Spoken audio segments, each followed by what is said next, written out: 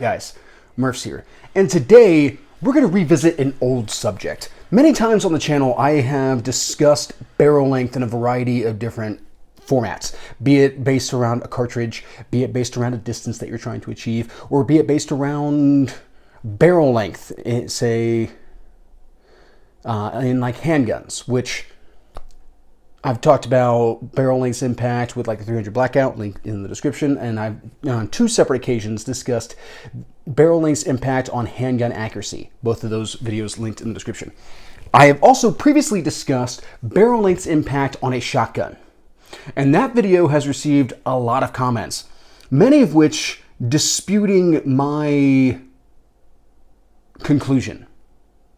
Which I find kind of odd because, first off, my conclusion is sourced from research that I conducted on the particular subject from a variety of bodies of work, from respected editorials and such out in the firearms community.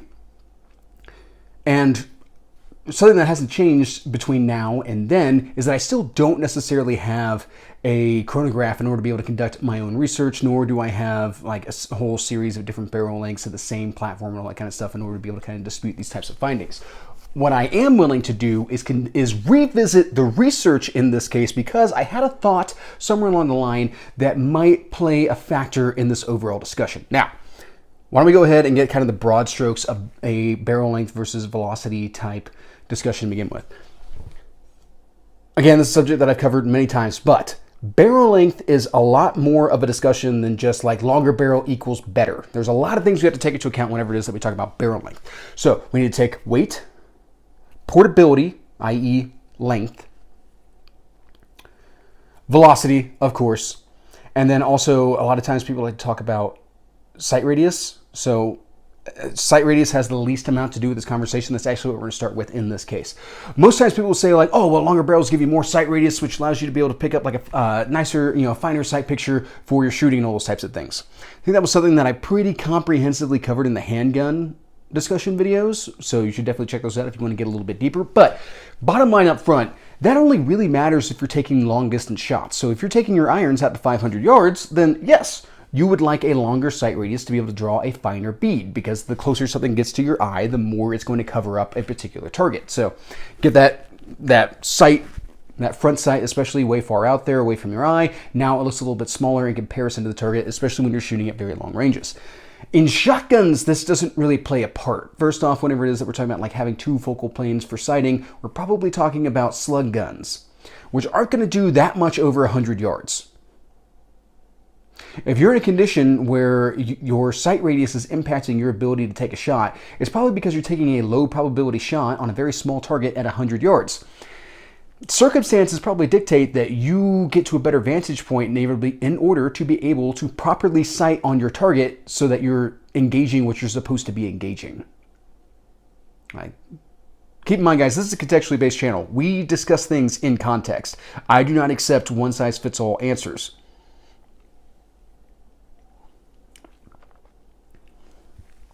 Now, when we're talking about beads, a bead sight, if you're doing some type of wing shooting or just running like a standard bead-sighted shotgun, again, we're not that broken up about sight radius. The bead is small, and the bead is meant to be a relatively imprecise manner of aiming. I am shooting at that point at the largest. Well, I could shoot still slug. I still could shoot slugs. I'm having trouble talking. Maybe this is kicked in faster than I thought it would. If I'm shooting slugs off a bead sight, I can use my receiver as a second reference point in order to be able to try to have more successful engagement, but it's going to be difficult to engage out to 100 yards with a bead sight. It's difficult to engage out to 50 yards with a bead sight on slugs. It's not impossible, just not easy. It's why they make iron sights. Or optics as well. We're more than likely talking about at the largest buckshot and then, at the smallest, I guess, number 8 shot. We're talking about doing some type of shot cloud at that point. We're shooting at a moving target or a target that we expect to be moving, and therefore want to increase our hit probability by having a wider splay to our shot, which is the whole point of a shotgun. That's not a terribly precise thing. We just kind of need to get it in the area, unless we're shooting very close. But if we're shooting very close, it ought to be pretty easy to get our sight on the opponent. So sight radius is the least relevant part of this conversation. Now, whenever it comes to talking about barrel length on anything, the entire discussion is a conscious trade-off between weight, length, and velocity. Well, I want more velocity, but I'm going to have to accept more length and potentially more weight. Now, at some point, there's a diminishing return amongst all of those things. Longer barrels equal more velocity. However, you hit a point where you're not getting that much velocity gain and all you're adding is weight and length. And your situation may be impacted by that decrease in portability. This is kind of the same conversation whenever it is that we talk about like 300 Blackout and like, oh, well, you know, the optimum length for full powder burn on a 300 Blackout is 9.5 inches. So there's no point in having a gun shorter and or longer than 9.5 inches in a 300 Blackout, which that's not entirely the case. Yes, past 9.5 inches is a point of diminishing returns. You're not necessarily going to get that much additional velocity. The powder has already burnt itself out.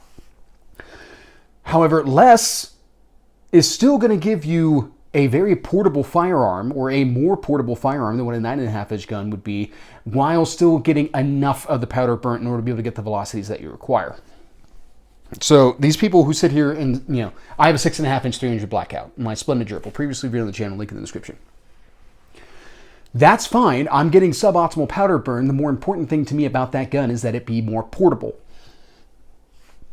The same people who really stand on, you know, oh, well, you have to have a 16-inch gun, or you have to have a 9.5 inch barrel on a 300 Blackout, probably have 16-inch AR-15s in their closets, which the 5.56 round was designed around a 20-inch barrel. So already we're accepting suboptimal in that case, but we're not accepting suboptimal in other cases.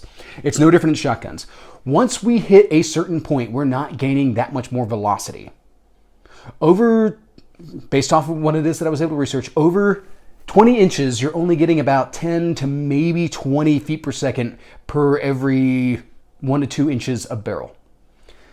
That ain't a lot.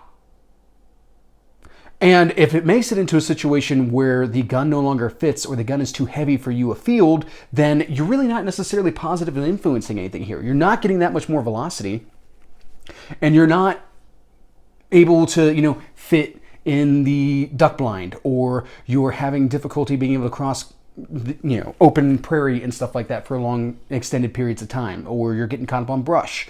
All of those are things that also have to be taken into account. The actual operational environment, if I were to put it in more tactical terms, is a consideration whenever it is that you're selecting firearms.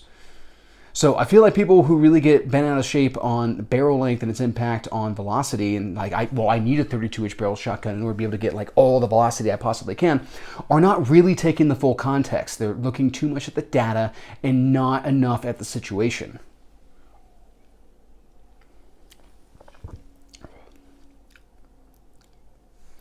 All right, so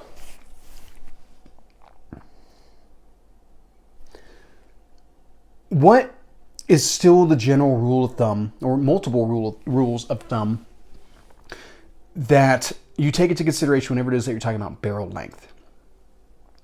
Longer barrels will swing through a target better. So if you're shooting at birds and stuff like that, especially far off birds, having that pendulum type effect to be able to swing through the target for your engagement is more advantageous. Whereas shorter barrels are going to more readily point at a specific target. So that might be where you favor a 20 or below inch barrel. Now, something else to keep in mind, guys, once we drop below 20 inches, we do start to have a diminishing return in velocity while increasing in portability. So that's where we get to the other inner trade-off. Over 20 inches, the additional velocity gain is helpful, but it's not like end of the world. Whereas below 20 inches, we're losing velocity, but also we're getting more spread because there's less dwell time to be able to keep all of that shot combined. And we'll talk about this more once we get into chokes here in a minute. But for right now, we're just talking about length. Now, of course, there's also a balance in between. The balance point of a gun is a very contextual discussion to begin with. And it's something that I spend a lot of time on because I like lightweight, well-balanced firearms to begin with. So one of my favorite pump action shotguns is my Remington Model 870 Express. Previously reviewed on the channel, link in the description. Chambered 12 gauge, 26 inch barrel. It is a wonderfully balanced gun. However, is it a gun that I can take into all situations? Is that the middle ground? Is 26 inches the Goldilocks length? Yes and no. And now this is where we start to get into a discussion of chokes. Now, for those of you who don't know, choke, which has also been previously discussed on the channel, and a in-depth discussion on chokes will be linked in the description. Choke is a forcing cone at the end of your shotgun's barrel that condenses the shot so that it stays together longer after it leaves the barrel. You go from cylinder all the way up to extra full. Now, with choke, we also run into some other limitations on like what type of ammunition we can shoot through it. Once we get to more and more constricted chokes, we cannot necessarily shoot larger ammunition like buckshot, slugs, let alone steel, which doesn't compress very well. Lead will compress, steel may not necessarily, and in some chokes that are not rated for steel, you will wind up potentially damaging your firearm. Now, choke is a really big portion of this conversation. One of the things that I started wondering myself was, well, how come I've never really seen like a 20-inch full choked barrel? Well, a lot of that comes down to what type of circles I've been running in. Most of my 18 to 20-inch shotguns are tactical type shotguns, which use cylinder or improved cylinder chokes and don't necessarily have adjustable chokes. However, you can get shorter shotguns that do have adjustable chokes, and you would be able to put, ergo, a full choke into that gun. And it will still get full choke type ballistics out of it. Now, whenever it comes to shotgun patterning, which is how we're going to grade whether or not a shotgun is doing what it is that we need it to do, which if you're interested in a video on shotgun patterning, go ahead and check out a link in the description. This video is like an offshoot for a lot of other videos. It's like a little reference library. There are a ton of things that impact patterning. Choke, shell length, chamber length, barrel length, all these types of things are going to impact that. So yes, a 20-inch full choke barrel may not pattern as tightly as a 30-inch full choked barrel. However, it will still pattern better than a 30-inch modified choked barrel. And that is our other rule of thumb here. A shorter barrel with the right choke is better than a longer barrel with the wrong choke, or with not as good of a choke. Now, a comparison between 20 and 30 inches might be a little bit over the top there in this case, and every load, every shotgun is an individual. It's a very difficult thing to be able to account for. I'm not trying to get that deep into the weeds in this particular case on specific guns. I thought about trying to test it around. It turns out the only gun that I have that would really be a good candidate for that, I only have improved cylinder chokes for. So that was silly. My Browning BPS in 20 gauge. I have a 22-inch barrel and I have a 26-inch barrel. So this would be like a perfect conversation to be able to put like, a full choke in one and a modified in other and like have that discussion. But nope, only have improved cylinders in both barrels for some reason. I don't even know how that happened. And I have no other chokes for it right now. Could have swore one of those was modified. Anyway, back on track.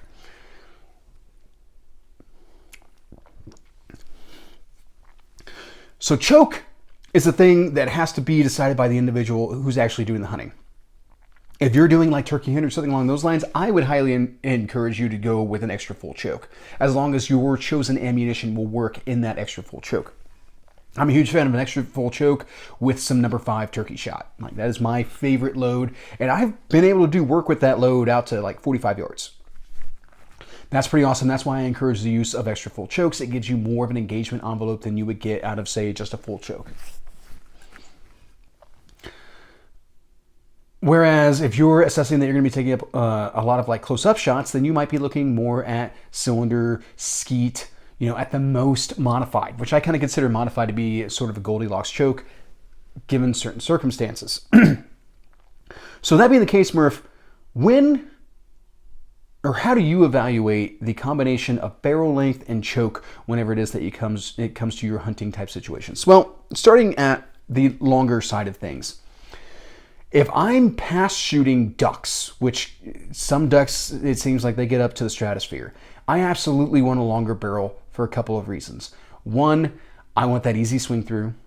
Two, I should be out in the middle of a field or, maybe a duck blind or something along those lines, or out in a boat perhaps, but my length may not necessarily be that big of an issue. And this is, once again, we're pass shooting. They're flying overhead. We're doing some calling and stuff like that, hoping to be able to bring them back, but we might be taking shots way up high. So I want that easy swing through. I do want to go ahead and take advantage of all that velocity because my length matches my situation. Change that situation. We're still talking about waterfowl here. And of course, I'm going to want to go with full chokes if I can. Change that situation, and now we're shooting over decoys. At this point, I'm more interested in the 26-inch barrel because ideally the ducks are coming to me. And I might be looking more at like a modified choke or something along those lines because I'm not trying to shoot them up in the stratosphere. They're coming in closer to me, and I might want to be able to start my shots, or perhaps one changes direction, recognizes what's going on, and tries to escape. I will still have a little bit of range to be able to push out and catch up with that bird. Now, another place where a 26-inch barrel has a fantastic advantage over a lot of others is whenever it is that you're perhaps like pheasant hunting, or perhaps you're, whatever bird season overlaps with like rabbits. So you're in a situation where perhaps you're working the edge of fields, of like cornfields or something along those lines. So you could be out in the cornfield, stomping around the brush looking for pheasants, and then you could also be working tree lines to where you could potentially flush rabbits. A 26-inch will allow you to be able to shoot out over that field should you need to, and then also be able to swing into the brush to be able to go after rabbits. But it's important that you realize that going into the brush is going to potentially be a negative impact with that 26-inch barrel because that is not insubstantial amount of barrel. Another really great example would be doves. You can take some high shot on doves, but for the most part, like doves are going to be like coming in on sunflower fields and stuff like that. So that's a really great place where a 26-inch barrel gives you a lot of flexibility. Combine that with a modified choke, and you've got a ton of options at that point.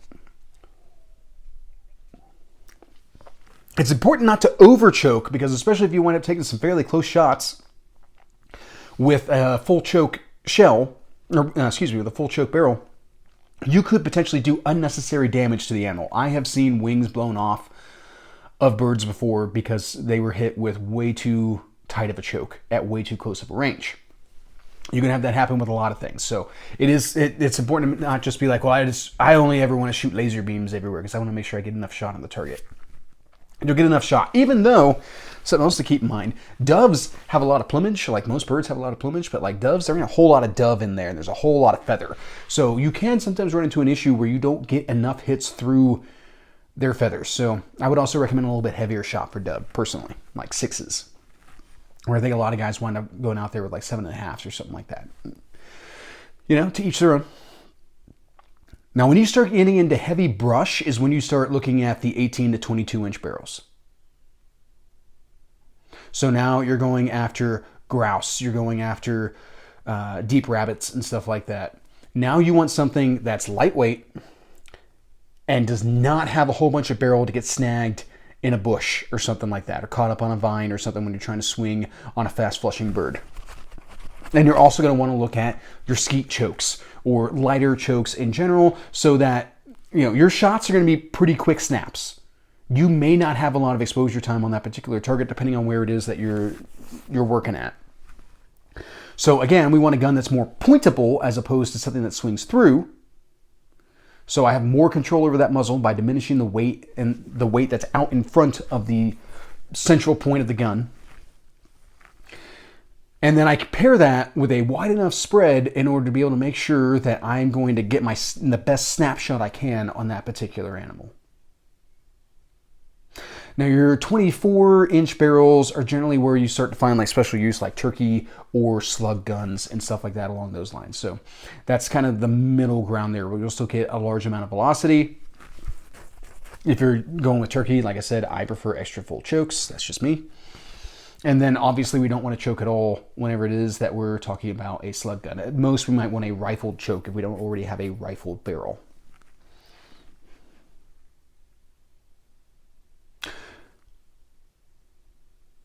All right, guys.